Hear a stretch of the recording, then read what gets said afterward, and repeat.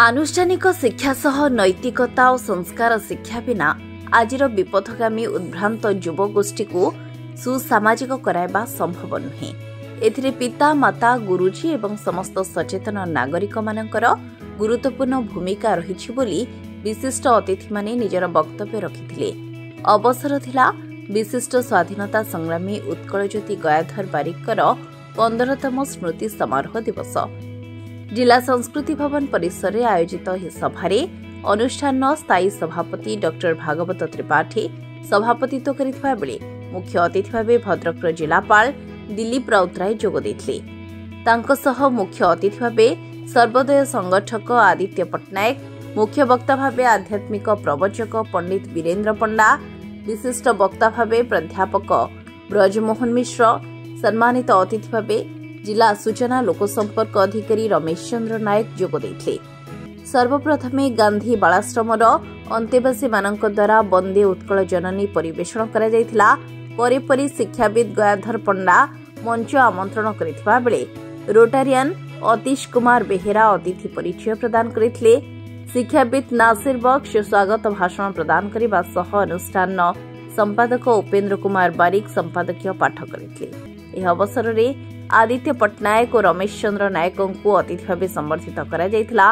गांधी ओडिशा बालाश्रमर 2024 मसीह सर्वोच्च नंबर रखिथिबा प्रशांत महंत, पौरपालिकार कर्तव्यनिष्ठ सफाई कर्मचारी राहुल नायक और उदीयमान क्रिकेट खिलाड़ी सत्यकाम भरद्वाज को प्रतिभा सम्मान प्रदान करा जायथिला। परिशेष गांधी ओडिशा बालाश्रमर संपादक अशोक दास धन्यवाद अर्पण करथिले। एही समस्त कार्यक्रम को गयाधर बारिक परिवार सदस्य माने परिचालन रे सहयोग करथिले। आज विशिष्ट स्वाधीनता संग्रामी स्वर्गत गयाधर बारिकर आज तिरोधान दिवस एवं ए तिरोधान दिवस अवसर रे ताको स्मृति संसद तरफ ताको सुपुत्र श्रीयुक्त उपेन्द्र बारिक जे कि संसद संपादक अच्छी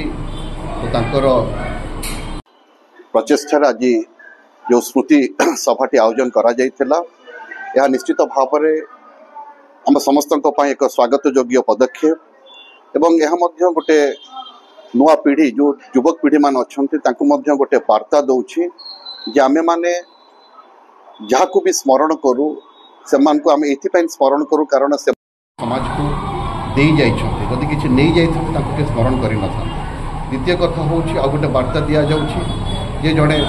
पुत्र से सुपुत्र होता है जिते से बापा माँ स्मृति को उज्जीवित करें कारण आज युवपीढ़ी मैंने साधारणतः भाव में देखा से बापा पाखर विमुख हो जाती बहुत सेल्फ सेंटर्ड होती परिप्रेक्षी में आज संसद तरफ जो गोटे वर्कशॉप रखा जाइए गोटे चिंतन सभार आयोजन करा जाइए से चिंतन सभार विषय वस्तु थिला जे युवपीढ़ी कहीं समाज सेवा प्रति बीतस्पृह होती तो मुझे आशा करुच्ची जो युवक माने स्कूल कॉलेज आसछंती कार्यक्रम भाग नहीं से निश्चित भाव में गयाधर बारिक को भली जड़े संगठक जड़े स्वाधीनता संग्रामी जड़े विप्लवी नेता तांकर जीवन आदर्श रे समान अनुप्राणित हेबे एवं आमे समाज को किछि देकी जिबा कारण आमे समस्त मैक्सिमम 100 इयर्स पर्यंत बंचिबा जने मनुष्य 100 वर्षर परिकल्पना करा जाय था जे मनुष्यटी 100 वर्ष बंचिबो कारण आमे दुनिया को देई जायथिला हमको दुनिया मन रखिबो एवं सेमति करि पारले निश्चित भाव रे आमे गोटे भल समाज गोटे संस्कृति संपन्न समाज गठन करि पारिबा जो समाज रे शांति थिबो प्रीति थिबो एवं मैत्री थिबो। धन्यवाद। गयाधर बारिकर 15तम उत्सव अनुष्ठित होइछि। संग्रामी हिसाब रे सारा ओडिसा रे जे एक स्वतंत्र स्थान अधिकार करथिले तांकर स्मृति को जीवित करिया पई संसद तरफ 15 वर्ष धरि कार्यक्रम चालू रही। आज आम घर आमर प्रिय जिलापाल